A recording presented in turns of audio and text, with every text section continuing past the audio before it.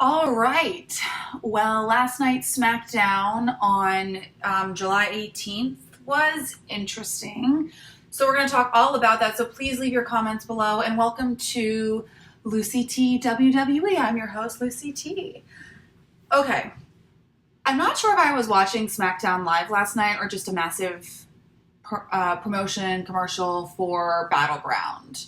So it opened up with the Punjabi Prison and Jinder Mahal and the Singh brothers, formerly the Bollywood Boys.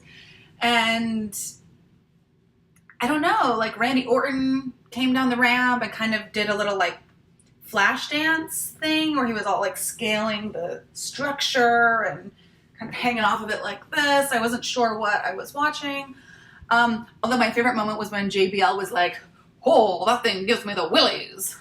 Not sure if that's what he meant by gives me the willies. Isn't it like the heebie-jeebies or I don't know. So I always love listening to the commentary also. So we should have a pretty good match on Sunday at Battleground. So I am excited for that. And then the other part that was a little too promotional for my taste was the John Cena on the mic. So he, comes out and does his whole rant and Cena sucks. Like, kind of agree with that, but I don't know. I also think it's a pretty cheap attempt to get people behind him by making it such a nationalistic match. Really excited though. There hasn't been a flag match for I think 9 or 10 years, so that should be really, really interesting. Although one thing that John Cena did say is, "You will remember that one of two things will happen." Isn't that usually how all things work? It's like saying it's either going to rain today or it's not going to rain today. Or like obviously either Rusev is going to win or John Cena will win. Kind of Captain Obvious there. I don't know. Then of course we have the Jimmy Uso versus Kofi Kingston. I am still like I don't know. I can't put it into words clearly. But that rap battle last week was just hilarious. I mean, both the New Day and the Usos, like when the Usos were like, "Hey, didn't you used to be Kofi Kingston?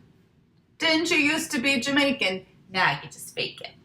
Was pretty good. And then I love Total Divas, but I also appreciated the dig at Jimmy Uso for "you were nothing till your wife put you on Total Divas."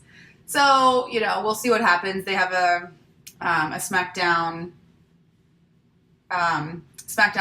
Tag Team Championship match at Battleground. I was really impressed, though, with the women last night. Now, typically, I feel like SmackDown sometimes can just put all the women together and be like, "Oh, we don't really care about the storyline, so here you go, just put them all in a ring." And then it usually ends with, disqualification because they all just jump in the ring and start beating each other up. So I was actually really pleased. I mean, when Natty suggested that Charlotte face Becky Lynch last night, I was excited because I think Charlotte and Becky Lynch are two of the most talented, tough women on the entire roster. So, of course, it was a phenomenal match. And, I always love when Charlotte gives a little strut. I love the Ric Flair strut. But, they just know each other so well through NXT and the Four Horsewomen. So, of course, there was a lot of reversals and almost tap outs. But it was overall a phenomenal match. And so like I was saying before with SmackDown kind of just throwing all the women in, when they came down, when Lana and Tamina came down, and Natty jumped in the ring. She was commenting ringside. I was sort of like, oh, God, here we go again. But I was pleasantly surprised because I felt like they kind of put some thought into it because, the heels basically just got rid of Becky Lynch and Charlotte. But then it became a 2-on-1 with Tamina and Lana essentially beating the shit out of Natalya. So I'm very, very curious to also see what the reason is behind the whole Tamina Lana situation. minimal for like the blonde, the small blonde, and the large Samoan woman's kind of having an alliance, because that's what they've done on Raw with Alexa Bliss and Nia Jax. So I don't know. We'll see. I feel like Tamina has to have something that she wants out of Lana. So I don't know. Let me know what you guys think. Okay, I know that Maria Kanellis is sort of a beloved character in the past, but I don't know, the whole Mike and Maria Kanellis, it literally seems like SmackDown is trying to just replace The Miz and Maurice, who, like, the It couple cannot be replaced. So this whole, like, Mike, Maria, Maurice, I don't know, a little close. And is Sami Zayn just a full-on jobber now? Like, I mean, the only thing that they call out when he comes to the ring is that he was former NXT champion. I mean, he hasn't really done anything, I guess, except get the shit kicked out of him by Braun. So I don't know. And, you know, I love the chemistry between Shinsuke and AJ Styles. LLC when they were in the locker room. I just love them together. So we'll talk about that in a minute, because I do want to touch on that bizarre tag match that was the main event last night with Kevin Owens and Baron Corbin. But first, I have to look at my notes here, because a lot happened last night. You know, it'll be interesting because Carmella also made it very clear and wanted to remind everyone that she is Miss Money in the Bank, for better or for worse. Still think Natalya should have won it, but anyway. So she was reminding Naomi, reminding everyone there that she is Miss Money in the Bank and that she will be essentially stalking Naomi. So Naomi might want to up your security, because it's gonna, might have a little stalker there. Okay, the Fashion XFiles.